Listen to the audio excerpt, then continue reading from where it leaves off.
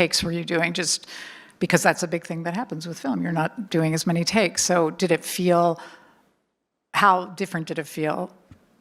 I feel like when it comes to the amount of takes, it felt, I don't know, kind of on par with what I'm used to. But it was really the setups, because it was so clear how he was going to shoot it, and when we'd be occupying a frame by ourselves, and when we'd be occupying when we start sharing the frame. And I think it was really the limitation of the setups more so than the amount of times we did something. I never felt like we couldn't do another take. I never felt, I mean, I never even thought about it, to be honest. Yeah.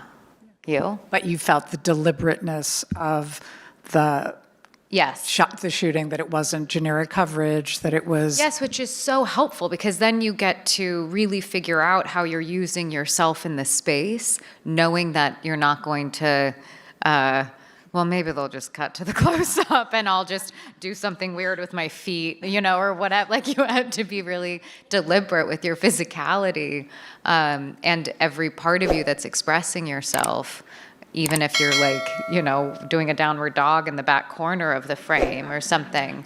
So there was, you have to think about everything with much more specificity because of the limitation. I just wanted to commit, with that, with starting the way that we did. I just wanted to commit to everything before and say, this is what we're doing. So we're not going to figure this out later. I'm not going to shoot coverage in that way that.